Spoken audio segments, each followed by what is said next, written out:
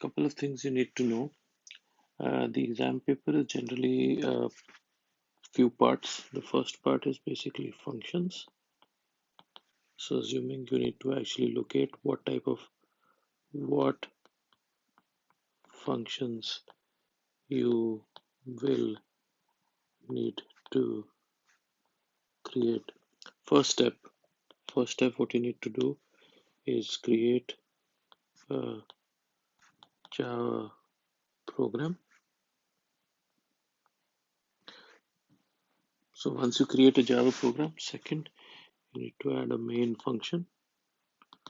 Then third, you will need to look for a few functions that you will need to program.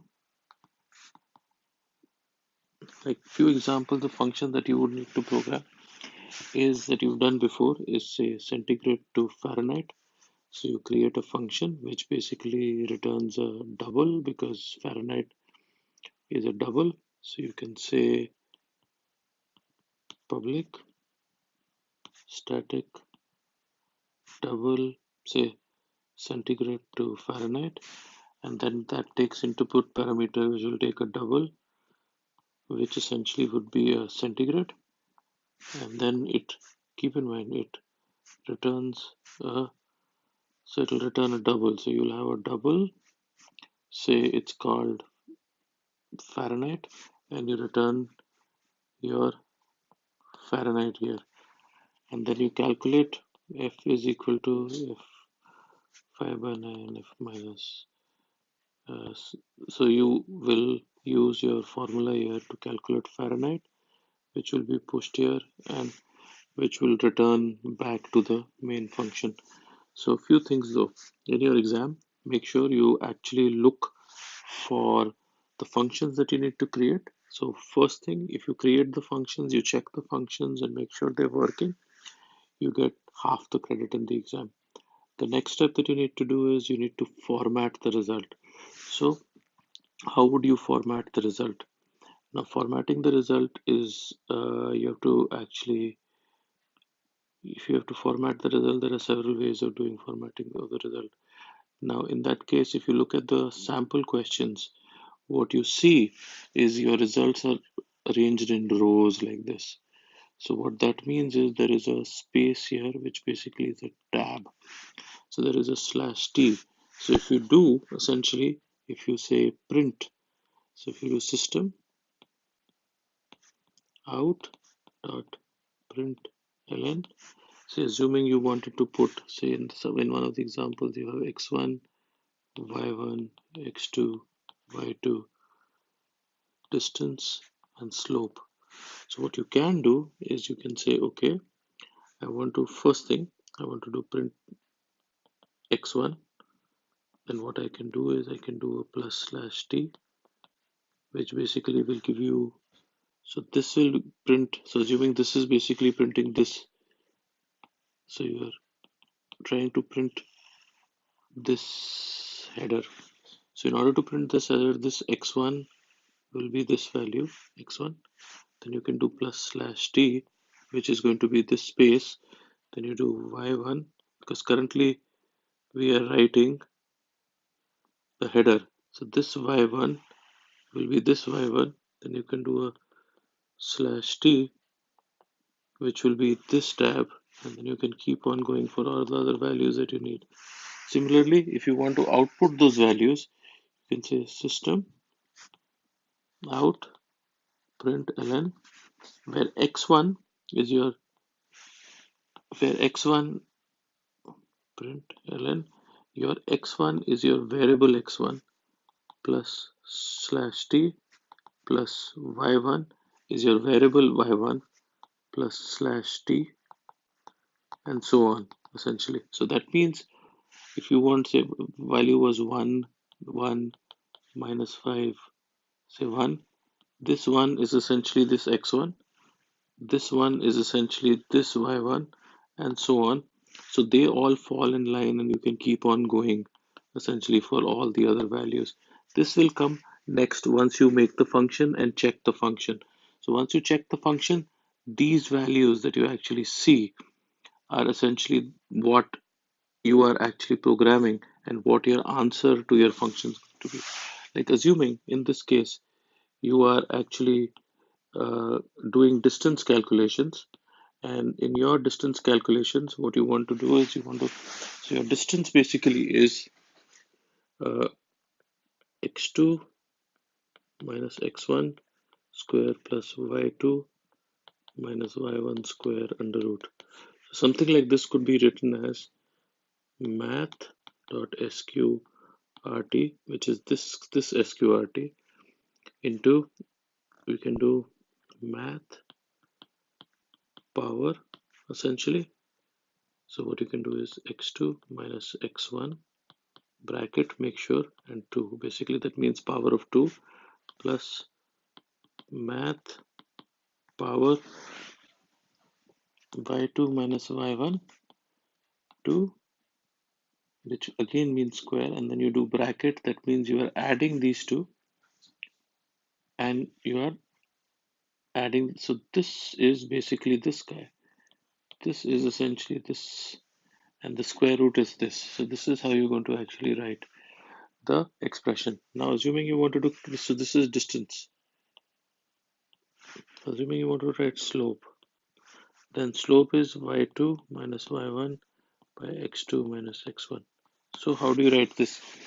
So slope is x, so y2 minus y1 bracket slash x2 minus x1. So couple of things to actually keep in mind. This is,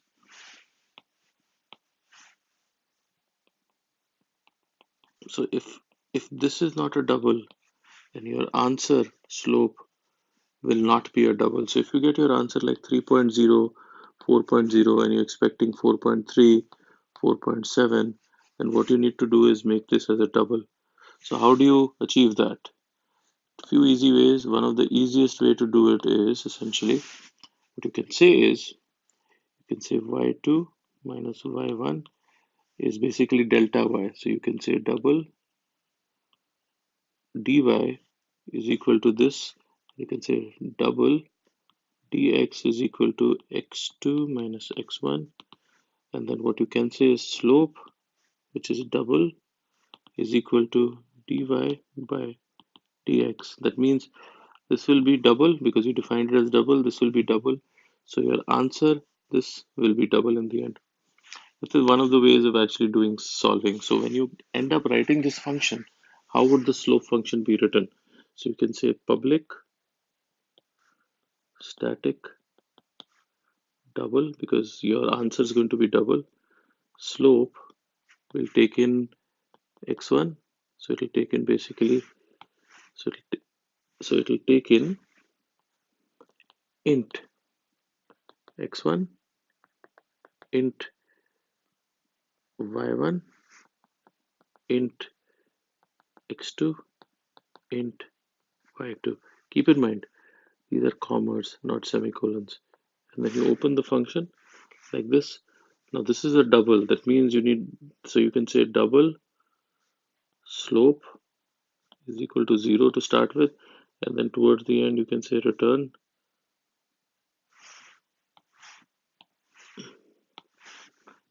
slope. Okay. So what this does is, now, and you can calculate slope from here. So what you can also say is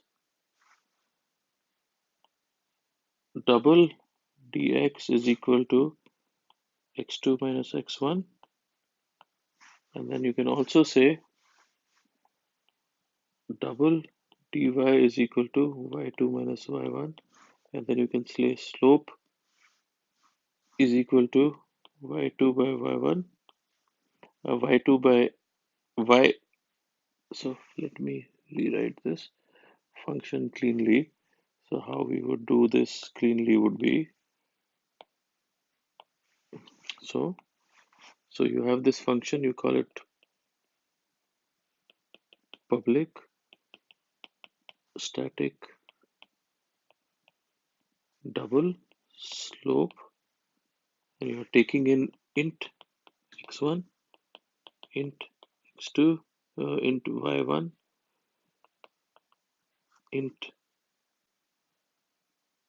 x2, int y2, and that's your function. So you say double slope. We start with initializing it to be 0. Then what do we say after that? We say double